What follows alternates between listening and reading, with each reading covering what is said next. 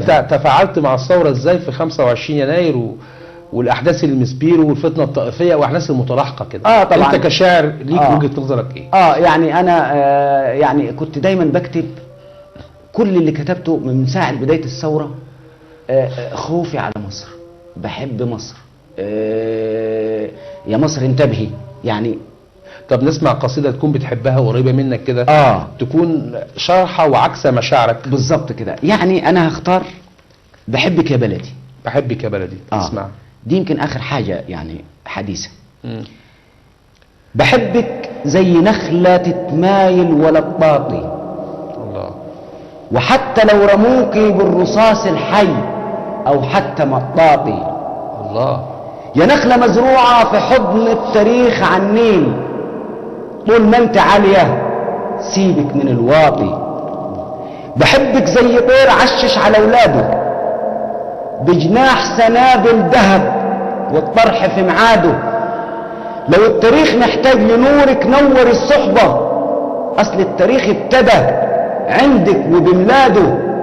بحبك نسمة نادية فوق جبال الصبر، ضحكة وصداها يمحي نار الغدر. يا سوسنة خضرة ونضرة وعافية، انا كل ما انبش وافتش بلقاكي في كل حرف وسطر. بحبك زي مدنى طرحها تكبير، وأذان ياخدنا من صغير لكبير. يا ام الغلابة يا طيبة وطاهرة، ما تفرقيش بين الوزير والغفير.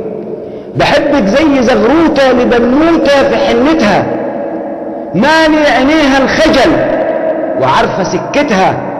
ومسلسل الخوف حبساه في زنزانة، وعمران الليالي مع صفو ضحكتها. بحبك زي صرخة صيد كما المدفع، دول مش ولادك اللي خانك اللي عاش يرتع. مهما بدلوا الوشوش افتريهم، اصل السماح للخسيس عمره ما ينفع. بحبك شمس طوبة مش رياح امشير، بحبك خير بقونة وزقزقة عصافير. يا صفصافة على الترع عاضلها شاهد، ودافن تحت طينه الاف زعابير. بحبك ومش عارف بحبك ليه، بحبك يا واخداني في قلب التيه. بحبك وانت مش عارفة ومش دارية، بحبك موت يا أسراني يا بنت الايه. بحبك يا مصر. يا أسراني يا بنت الايه. جميل، جميل جدا.